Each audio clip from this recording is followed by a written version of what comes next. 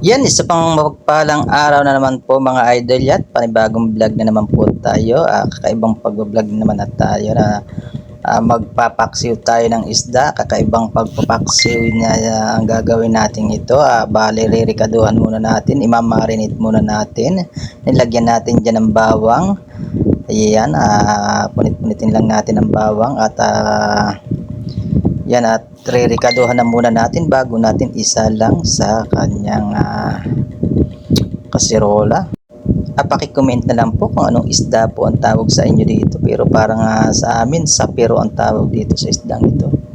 Ito po ay nahuhuli rin po sa ilog o dagat, tubig alat. Ayan, bata pa po ako nung nakakahuli kami niyan sa aming probinsya. Yan, at gagayatan natin ng sibuyas. Ayan, lagayan natin ng sibuyas. Lagyan din po natin dyan ng luya, paminta, at ang isusuka natin dyan yung ating kamyas na kinuha sa aking trabaho. Rerikaduhan na rin natin yan at titimplahan na bago natin isalin. At sa lahat ng ating mga subscribers and followers, lahat ng ating mga idol dyan, yan, maraming salamat sa walang sawang pagsuporta sa ating channel. Ayan, mabuhay po tayong lahat. At nilagyan ko na rin dyan po ng magic sarap. Tinimpla na po natin yan. Napakasarap po ng ganitong paksiw at saka tumatagal po yan ng 1 linggo. Ayan, nilagyan na rin natin ng pamintang wasak. Hindi natin po yan tutubigan at palulutuin na natin sa sarili niyang katas. Nilagyan na rin natin ng crack paminta. Ayan. And then dyan na natin halu-haluin yan. Yun, at nilahat ko na nga po ang isang magic sarap dyan. Baka naman magic sarap. Ayan, halu-haluin natin. Ayan. Marinate muna natin bago natin lutuin. Napakasarap ng isdang yan. Napakalambot, napakalasa. Sa mga hindi pa nakakatikim nito, makikita nyo ito sa palengke. Napakaraming tindang ganyan. Dati hindi ko lang pinapansin to, kala ko kasi masyadong matinik. Masarap pala ito, hindi masyadong matinik. At bagay na bagay talaga paksiw. Pwede nyo kinamatisan. Ayan, kinalamyasan. Ang pinakasuka ko dyan kalamyas. Siyempre nilagyan na rin natin ng kaunting suka na may sili. Ayan, para sumarap. Nilagyan ko din po pala yan ng kaunting mantika. Mantikang pinagprituhan ng itlog. Ginayat-gayat lang po natin ang kamyas. Ayan, nag-uumpisa na pong bumunga ang ating mga puno ng kamyas. Hindi pa masyadong dumadami at binawasan ko na nga po. Pinili ko lang yung malalaki para magamit naman. Bihirang-bihira tayo nakakagamit ng kamyas dahil agad po ang bunga. Nakukuha rin po nila. Yan, gayatin lang natin ng maliliit. And then ihahalo na rin natin yan. Ating imimix na rin yan. Itatappings na rin natin yung kamyas, mga idol.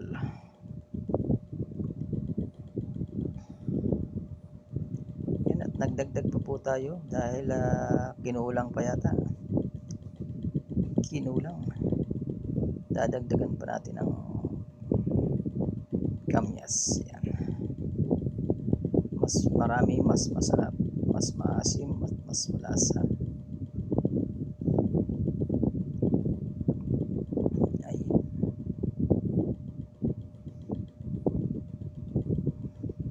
Minsan masarap tayo na nakakabili tayo ng mga ganitong isda. rito.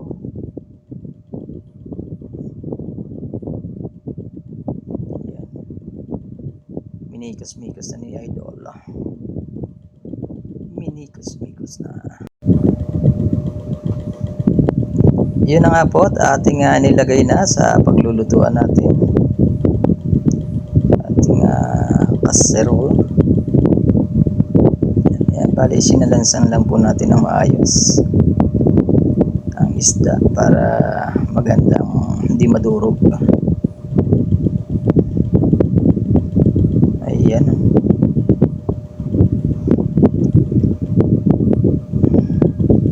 Paki-comment na lang po kung anong tawag po sa inyo sa isdang yan.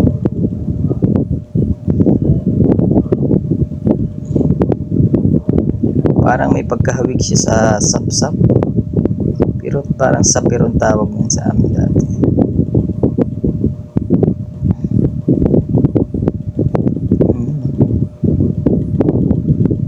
Abangan natin ang pagkakaluto niya.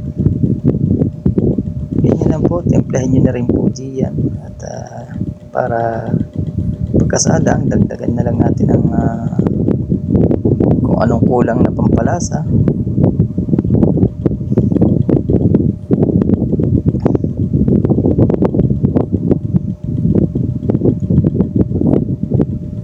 Paksiw na isda.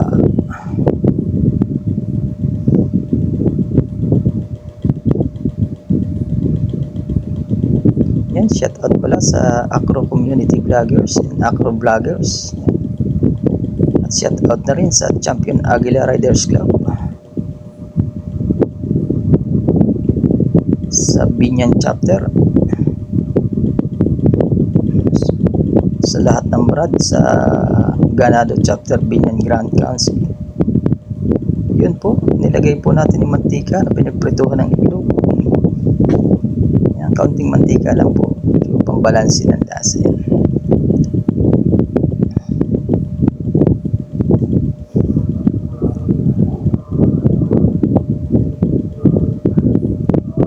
Ating paksiw na isda.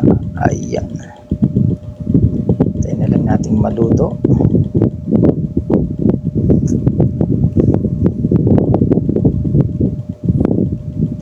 Sa lahat ng followers ni Chris TV Vlog, yan, shout out. At sa non-followers, shout out din. God bless po sa atin lahat. Yan, dinagdagan po natin ang asin. At medyo matabang. Ayun po, at luto na. At ating ihahayin na ang ating paksiw. Paksiw na sa Peru. Ayan.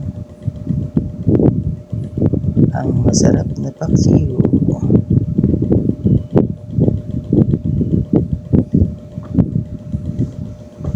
Dabis yan. Lalo na pagka nakakamay ka pag kumain.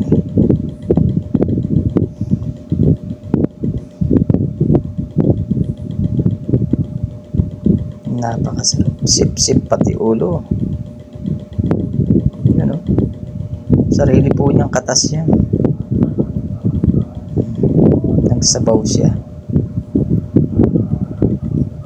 Sarap po niyang isabaw sa kanin. At ang kamyas niya, kaing na rin yan.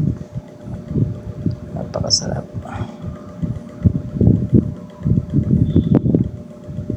Yun, kain na po tayo mga idol. Yan, meron pa rin po tayo diyang pansit. Yan, makain na rin po ang aking partner, si Lisa Personal Vlog. Yan, pakipalo na lang po sa kanyang Facebook page. At saka sa aking anak na Lawrence Vlog. Pakipalo na lang po mga idol. At huwag mong kalilimutan, Chris TV Vlog, ang inyong idol.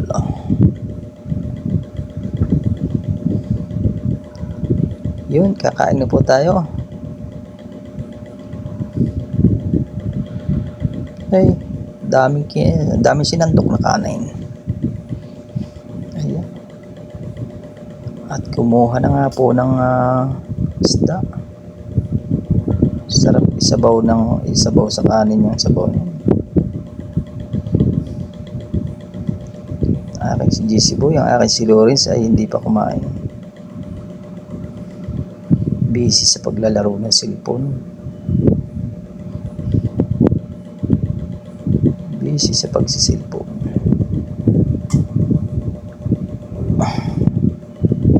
At kumuha pa ng pansit. Ayan. Paborito talaga nitong pansit. Inuulam niya ng pansit.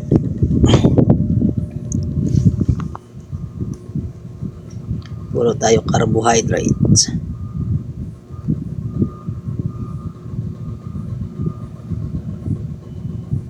Yan, sa mga hindi pa po nagsasubscribe sa ating YouTube channel, ang Chris TV Vlog, baka naman po, palambing naman po, paki-like and share na rin po sa ating video.